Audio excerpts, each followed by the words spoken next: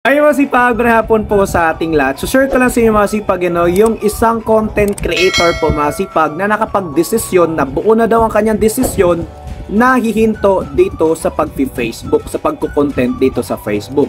So panoorin natin mga sipag, ano ba yung dahilan? Kasi ang dami pong mapanghinaan ng loob ng mga baguhan o mga kapwa nating content creator na to, baguhan sa ito po'y mapanood nila. So pakinggan natin nung kanyang panig mga kasipag, ano yung dahilan?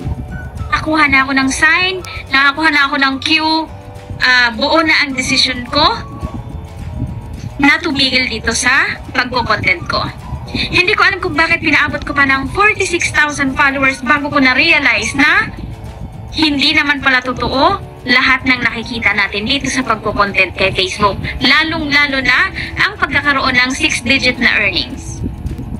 Yan ang mga kasipag, So, hindi natin alam kung ano ba talagang gusto ni ma'am. Kaya siya sumuko dito sa pagko-content dito sa Facebook. So, buo na daw ang desisyon. Alamin natin mga kasipag, talagang tumigil na ba talaga siya? Kasi dito mga kasipag, yung sinabi ng 6 digit, baka nag-expect talaga siya. Nakikita doon. Mga kasipag, yun yung alamin natin, Kasi nga, may mga senaryo o situation na talagang kikita ka. So, hindi po halos lahat tayo dito na parehas ng kitaan. Nakadepende po ito sa ginagawa po natin. So, tititignan natin, yung kanyang saloobin na talagang hinanaing na nilabas niya. So, panoorin natin. Guys, dun sa mga baguhan, pasensya na dito sa video ko na to. Pero this time, hindi ko na kayo kayang i-motivate dahil sarili ko nga hindi ko na kayang i-motivate. Hindi ko na kayang sabihin sa inyo na ituloy mo lang dahil ako mismo sa sarili ko, alam ko na ayoko na, hindi ko na siya kayang ituloy. Kaya na mga kasipag, hindi na daw niya kayang ma-motivate yung mga kapwa niya content creator. Kasi nga sarili nga niya, hindi na niya ma-motivate po mga kasipag, So pag once sa makapanood yung mabaguhan nito, nakakalungkot. So manghinaan ng loob nga sipag, Kasi siya nga, di ba? Bakit pa nga daw pinaabot niya ng 46,000 na followers? O yung mga baguhan wala pa pong 5K, di ba? Siya nga nanghinaan na ng loob dito na siya po ay 46,000 followers. Yung iba pa nga na 1K. So pagwan sa panood to ng mga baguhan mga kasipag, sila po ay manghihinaan ng loob dito na hindi po magko-content dito sa Facebook. So dito mga kasipag, ang dahilan ko dito, ako po ay magbibigay ng motivasyon po sa inyo. At para mas maliwanagan na rin po kayo, para magpatuloy talaga kayo o hindi. So dito mga kasipag, si ma'am ang sa akin ay talagang merong negative o mali po. Kasi nga, ganito mangyari mga kasipag. Kung gusto nyo pong kumita ng 5 digit o 6 digit na nag-expect po kayo, make sure nyo po mga kasipag na ang inyong ginagawa, ang inyong mga content ay ka-expect. Ano ba ito mga kasipag? Baka naman ang ating mga content video ay pang sarili nating mga pinagbablog, pinagko-content o tutorial. Alaman po natin mga kasipag, depende ito sa situation. Nung una po mga kasipag na bagong launch si Facebook, kung sino po yung naging pioneer halos doon na siya po ang naging guide ng bawat isa kagaya po sa isang content creator na si Sir Jose, siya po ang halos naging pioneer sa pag-guide doon sa tutorial at paano ang kitaan dito sa Facebook. Talagang kumita sila ng 6 digit po masipag. Lalo pa anong pag-launch sa baguhan po ni Facebook, ay ito po ay malaki po ang bigayan, yung bongga po masipag. Kaya nakadepende ito sa situation. Kaya habang tumatagal po mga kasipag, nagbabago po ang update po ni Facebook sa kitaan, sa views, so paano kumita, ano ba yung mga standard na para maging eligible na yung video, at ano ba yung mga revenue dito. So mga kasipag, doon po sa situation, noon po napanood niya nung una na kumita talaga ng 6 digit, 5 digit. Mga kasipag, totoo pong kikita ka ng 6 digit o 5 digit po. Pero kung siya ay nag-expect po mga kasipag, maling-mali po. Bakit mga kasipag? Kasi hindi po tayo kagaya ng iba. Huwag po nating i-compare ang ating sarili sa iba po mga kasipag. Kaya kung nakikita nyo po silang 5 digit, 6 digit ang sinasahod po nila, so dapat ang gagawin mo po mga kasipag ay mas puyatan mo pa, mas sipagan mo pa gaya ng ginagawa ng kumikita ng 6 digit, 5 digit.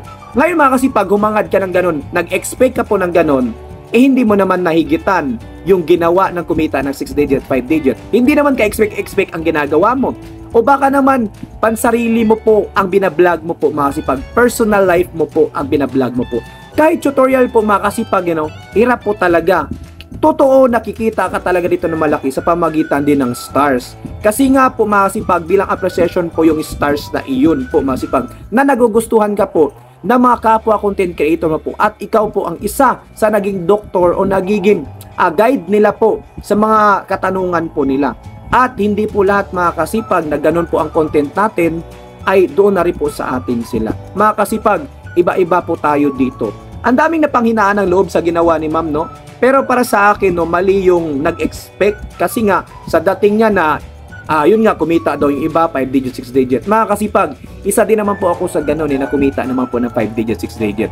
Mga kasipag, depende po talaga ito sa sitwasyon at sa ginagawa natin. Kung ano yung content mo, kung talagang creative yan, kung yan ay informative, kung yan ay for fun po mga kasipag, talagang kikita ka. Kung ano yung ginagawa mo, siya rin yung kikitain po mga kasipag, So, kung hindi naman tayo ka-expect dyan na kumita na 5 digit, 6 digit, wag na po tayo magreklamo, mga kasipag, So, ito lang masasabi ko dyan, mga kasipag, kahit huminto ka o hindi po, mga kasipag, lagi mo pong tatandaan, ang mga gastusin natin, mga kasipag, ay hindi po nanghihina. Hindi po yan lumiliit, lumalaki at nagpapatuloy po yan. So, hindi po masama na magpatuloy ka sa Facebook kahit maliit po ang kita, mga kasipag. At least nadagdagan po ang kita mo kahit maliit po, mga kasipag. Extra income po, mga kasipag. True, online lang naman po Social media, nagbablog na po tayo, mga kasipag. Sumasayaw nga tayo, kumakanta tayo sa TikTok na walang bayad O dito sa Reels dati na walang bayad Di ba mga kasipag, ngayon pa kaya na monetize tayo, nakikita tayo? Kahit maliit, paano na lang pag makilala ka? Paano na lang pag sumikat ka?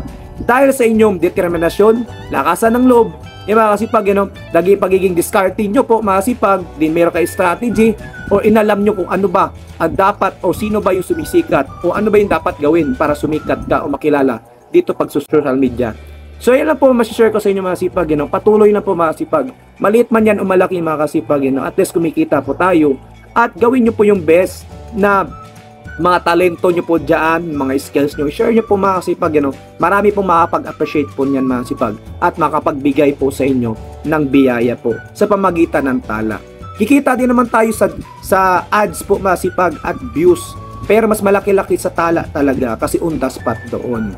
So kung wala tayong mag-viral na talagang views dito, ay talagang maliit lang talaga, cents, halos o peso ang kikitain natin. So marami po napanghinain sa ginawa po ni Incredible Page po, mga kasipag, pero sa akin patuloy lang. Pero tingnan natin kung hanggang ngayon ay nagpatuloy na ba siya, dahil itong video na ito ay humakot pa ito ng million views dahil sa kanyang reklamo. Ayan 7k shares, 7k comments, halos 20k na reacts po, mga kasipag, So tingnan natin kung nagpatuloy ba, may another video pa ba siya. Ayan na po, mga kasipag, nung ginawa niya yon, meron na po siyang ina-upload na mga video. Ibig sabihin, kulang lang ito sa pansin. So yun lang po, mga kasipag, patuloy na po tayo, mga kasipag, maliit man o malaki ang kita dito kay Facebook. At least meron po, mga kasipag, lagi nyo po tatandaan, ang ating mga gastusin po, mga kasipag, kahit tuminto ka po sa mga opportunity, hindi po humihinto o humihina o lumiliit po ang ating gastusin sa araw-araw. Mas lalong lumalaki at dumadagdag po yan. Kaya kinakailangan po natin dito ng dagdag extra income. Dagdag kita po, mga kasipag, o dagdag part-time job. So yun lang po, mga kasipag. Sana po nakatulong itong video na to at sana po na-motivate kayo at sana po naintindihan nyo. At kung nagustuhan itong video, mga kasipag, pasupport naman po sa ating YouTube channel na Chris TV po, mga kasipag, at sama na po ang ating Facebook page na Chris TV, mga kasipag. At pindutin mo rin po ang share button para mas dito sa bagong videos upload. At kung meron ka suggestion at tanong, mag-comment down below sa baba para pag nabasa ko yan, sasagutin ko yan at magagawan po natin ng content video yan hanggang sa atin mga kaya. Tuloy na po kalimutan mag-like and share. Mga kasipag, maraming salamat sa panood. Have a nice day and God bless all.